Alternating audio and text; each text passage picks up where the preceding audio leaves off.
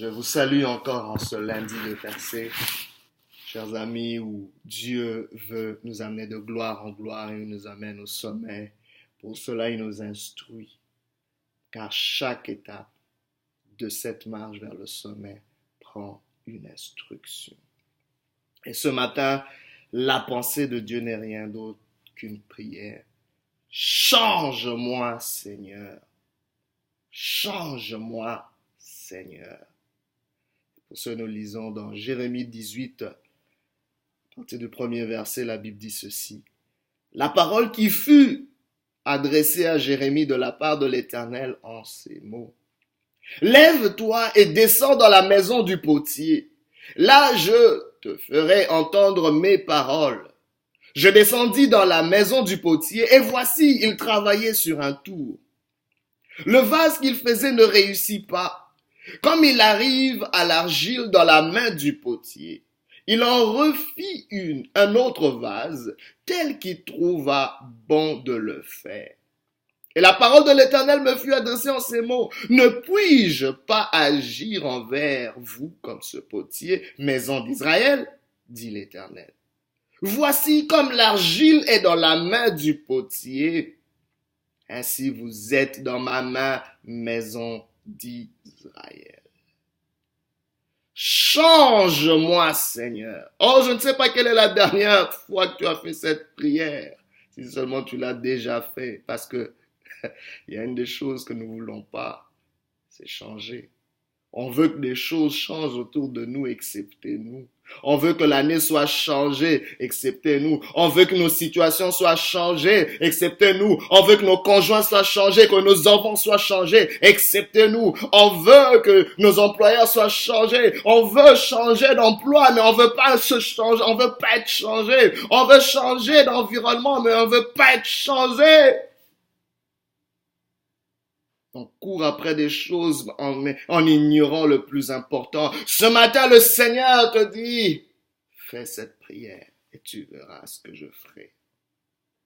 Laissez-moi vous dire que Dieu est plus intéressé à nous changer. Il est plus intéressé à notre changement qu'au changement de notre situation. Et laissez-moi vous dire aussi qu'il utilisera ton changement pour changer ta situation. Ça ne prend pas grand-chose pour changer ta situation, mais te changer toi, ça peut prendre toute une vie. Mais Dieu s'engage à ce programme. Parce qu'il croit à la semence qu'il met en toi. Il t'a créé pour le ressembler. Il t'a créé pour refléter sa gloire. Il t'a créé pour être un agent de changement. Il t'a créé pour changer ton environnement au travers de toi. Pour changer plusieurs au travers de toi. Tu te demandes pourquoi tes enfants ne changent pas. C'est parce que ça attend ton changement. Quand tes enfants te verront changer d'attitude, te verront changer de comportement, te verront changer de mentalité, leur changement sera conséquent de cela. Tu te demandes pourquoi ta communauté ne change pas. Parce que cela attend ton changement. Ça n'est assez d'attendre que juste un leader change pendant que nous-mêmes ne voulons pas changer. Le changement d'une génération attend ton propre changement. Change-moi, Seigneur. Telle est notre prière. Dieu est sur le point de faire un relooking. Pas un relooking extérieur parce qu'on est là en train de faire des retouches. Aujourd'hui, la chirurgie esthétique va te faire changer ton nez, tes yeux, ou je sais pas d'autres parties de ton corps. Mais qu'en est-il de ton cœur? Qu'en est-il de ton esprit? Qu'en est-il de ton âme? Qu'en est-il de ta mentalité? Qu'en est-il de tes habitudes? Qu'en est-il de tes pensées? Qu'en est-il de tes attitudes? On a lu dans ce texte qui nous parle du potier, la maison du potier, où Dieu va exhorter son serviteur Jérémie à aller visiter la maison du potier. Oh, quelle inspiration!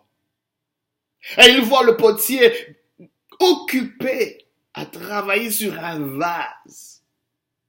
Oh! J'imagine que le prophète Jérémie est en train d'apprécier ce que le potier fait. Jusqu'à un moment donné, il voit le potier carrément défait, brisé. Le vase qu'il était en train de faire. Et en refaire un autre. Oh my God. C'est impressionnant.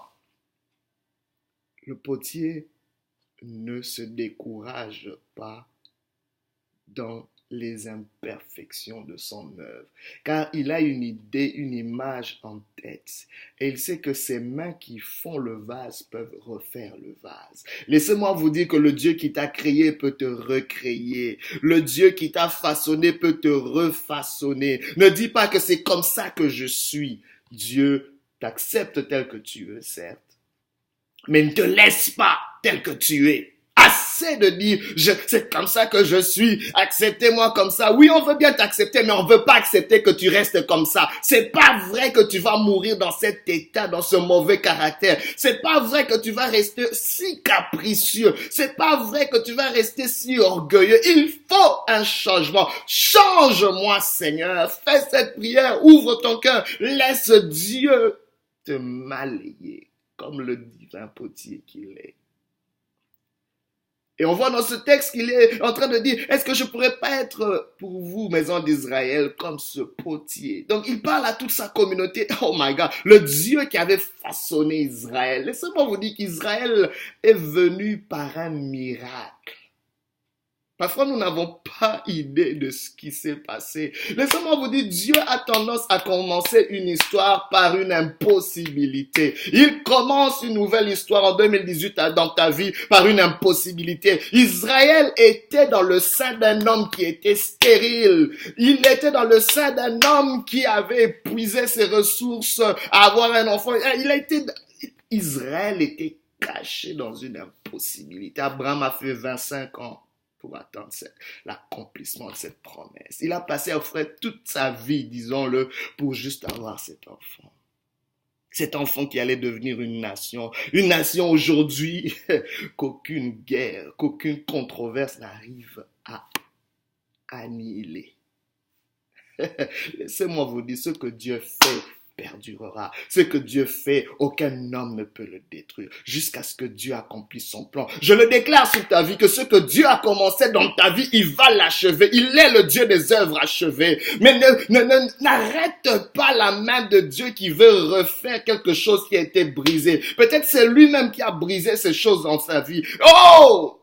Cette relation n'a pas marché, mais laisse-moi te dire, Dieu n'a pas fini avec son plan. C'est pas parce qu'une relation n'a pas marché, c'est pas parce que tu as été rejeté que Dieu ne peut pas continuer à faire quelque chose. C'est pas parce que rien n'a marché dans ta vie, c'est pas parce que tu as perdu ton emploi, c'est pas parce que tu es malade que Dieu ne peut pas restaurer ce corps, que Dieu ne peut pas refaire ce qu'il avait commencé. Dieu a un blueprint, Dieu a une trajectoire, Dieu a un objectif qu'il veut atteindre et il atteindra son objectif car il est le divin potier. Il a tous les outils. Il est le Dieu qui va détruire un vase et le refaire. Ses mains sont assez puissantes pour te malayer, pour te toucher là où il faut. Oh, est-ce que vous réalisez pas que Dieu a pris l'homme de la poussière de la terre, de quelque chose d'insignifiant, de quelque chose qui n'a pas de valeur, de quelque chose que tout le monde écrase, de quelque chose sur lequel on peut cracher, de quelque chose sur lequel on peut piétiner. Mais Dieu prend cette poussière et souffle dessus et cette poussière devient une âme vivante. Laisse-moi te dire, de la poussière que tu es, Dieu peut souffler dessus. Dis, change-moi, Seigneur, afin que la poussière que je suis puisse revivre et donner un sens à ma génération. Laisse-moi te dire, tu es un champion, tu es une championne,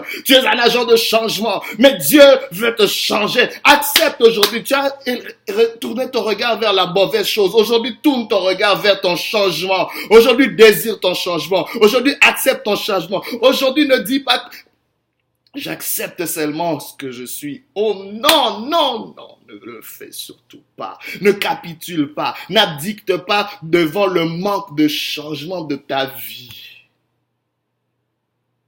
Laisse-moi te dire, qu'est-ce qu'une nouvelle année, une nouvelle saison, une nouvelle situation si tu n'es pas changé?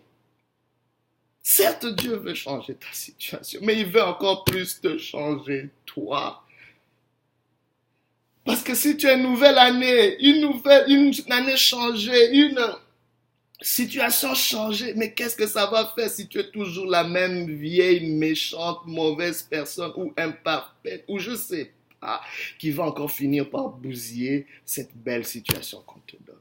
Laissez-moi vous dire, Dieu n'est pas un Dieu de gaspillage. Il veut faire quelque chose qui va générer des dividendes. Dieu cherche un intérêt au travers de toi. Il investit dans ta vie. Dieu n'est pas juste en train de faire, il est en train d'investir. Le potier investit dans son œuvre. Une œuvre qui va perdurer. Une œuvre qui va amener de la joie. Une œuvre qui va amener de la paix. Une œuvre qui va amener du plaisir. Une œuvre qui va restaurer. Une œuvre qui va guérir. Au travers de toi, Dieu est en train de faire quelque chose. Tu es peut-être un médicament que Dieu est en train de préparer pour une génération malade. Laisse-moi te dire que tu es peut-être une solution que Dieu est en train de... Oh my God, je vois quelqu'un que tu es en train de... Tu es une clé que Dieu est en train de tailler. Il est en train de couper là où il faut. Parce que tu seras la clé qui va ouvrir la serrure, qui va débloquer des choses dans ta famille. Laisse-moi te dire, il y a des choses qui ont été longtemps bloquées dans ta famille, mais Dieu t'a pris et t'a mis à part. C'est pour ça que de tous les membres de ta famille, tu es le seul qui a connu des choses atroces. À un moment donné, tout le monde te considère comme maudit. On dit, mais toi tu pries, mais comment tu vis ceci? Ta vie est une contradiction, une controverse. Il y a tout chamboule.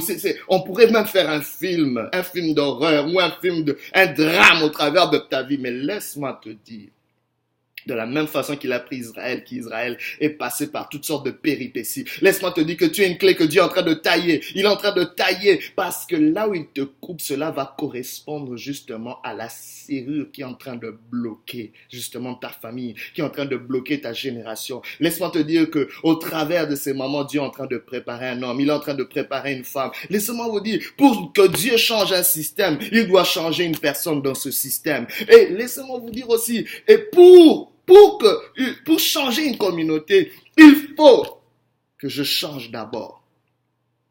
Gandhi a dit une chose, le changement que je veux voir doit commencer en moi, doit commencer en moi. Le changement que je veux voir dans les autres doit commencer en moi. Le changement que je veux voir dans ma communauté doit changer en moi. On veut que nos communautés changent, mais nous ne voulons pas changer. On veut que nos leaders changent, mais nous-mêmes ne voulons pas changer. On veut que nos familles changent, mais nous-mêmes ne voulons pas changer. C'est une aberration. Dieu est en train de te dire, c'est toi que je dois changer. Mais tu dois désirer ce changement. Tu dois m'inviter dans ce changement. Tu dois accepter ce changement. Tu dois collaborer dans ce changement. Dis, change-moi, Seigneur. Est-ce que vous avez déjà vu un vase en train de résister à la main du potier qui est en train de le malayer? C'est une aberration. Mais laisse-moi te mettre en garde contre les semblants de changement. Attention aux semblants de changement. Il y a des gens qui vont professer le changement tout haut et tout fort, mais c'est du semblant. Ils ne croient même pas au changement. Ils sont juste... C'est un changement par façade. Le relooking que Dieu veut faire, ça vient de l'intérieur vers l'extérieur. Arrêtez avec ces semblants. On va juste peut-être changer les draps, on va juste peut-être repeindre la maison, mais il y a de la moisissure sous la couche de peinture. My God, on va peut-être se maquiller, mais il y a une tristesse sous ton maquillage. Tu vas peut-être porter des beaux vêtements, mais cela cache justement la douleur dans ton cœur. Aujourd'hui, laisse Dieu. Aujourd'hui, c'est plus le moment des façades, c'est plus le moment des semblants de changement. Il faut un changement profond. Change-moi, Seigneur. Attention aux substituts de changement. Aux substituts de changement. Parce que, vous savez, les hommes, quand on ne peut pas changer quelque chose, on commence à l'accommoder. J'apprends à vivre avec ma maladie. J'apprends à vivre. Les médecins vont parfois vous dire, écoute, le diabète, on ne peut pas le guérir. Apprends à vivre avec ton diabète. Apprends à vivre avec ceci. Mais laissez-moi vous dire, pensez-vous vraiment que Dieu va laisser qu'il y ait une maladie sans qu'il y ait une guérison? Oui, peut-être les médecins ne l'ont pas encore trouvé, mais est-ce que vous réfléchissez un peu? Il y a certaines maladies qui hier étaient incurables, aujourd'hui, on a des cures pour cela.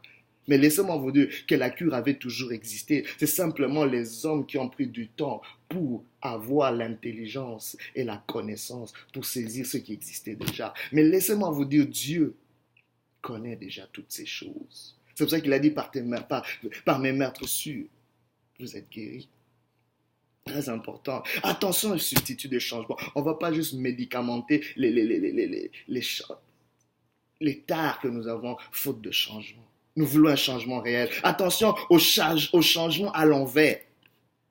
Pas changer pour changer, changer en te détériorant. Non, tu avais déjà quelque chose d'assez correct dans ta vie et depuis un moment, tu fais que dégringoler. Non, n'accepte pas cela. Il y a des choses qui se sont dégradées. Aujourd'hui, Dieu veut renverser ce changement. ce changement à l'envers. Mais comment? Laissez-moi vous dire la première des choses, Dieu te propose ce matin la prière. La prière, mais je prie. Ah. Il y a quelqu'un qui a dit, celui qui prie ne change pas Dieu, mais change par la prière. Est-ce que vous savez que l'un des premiers buts de la prière, c'est de ne pas changer nos situations, mais c'est de nous changer nous?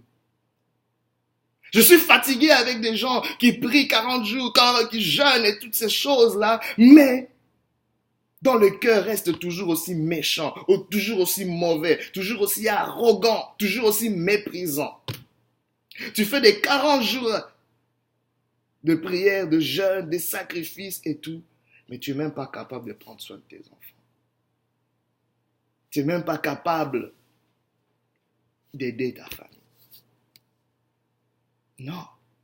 La prière dont Dieu parle, quand tu viens, plus tu donnes du temps à Dieu, Dieu change ton cœur, il change ta façon de fonctionner. Laissez-moi vous dire, Dieu va aussi utiliser la pression. La pression, c'est une force extérieure qui vient provoquer et accélérer le changement par le brisement. Bien-aimé, sous la pression, ne lâche pas parce que Dieu veut te changer par la pression que tu es en train de vivre. C'est une force extérieure, mais qui vient te malayer. Ça vient provoquer un changement, accélérer un changement. Tu es peut-être sous pression, mais ne lâche pas sous la pression, car Dieu veut te donner une forme. Dieu veut manifester sa nature au travers de toi. Et d'autres, Dieu va aussi utiliser la parole, sa parole. La parole de Dieu nous forme et nous reforme à l'image de Dieu. Par sa parole, il nous tire de la force. Par sa parole, il nous recrée, il nous refaçonne. Bien aimé, autre chose aussi que Dieu va utiliser, c'est la poussée. La poussée, c'est une force intérieure. C'est la force qui vient de l'intérieur de toi-même. Un effort vers l'avant, malgré l'opposition, malgré les contraintes. Aujourd'hui, pousse, alléluia.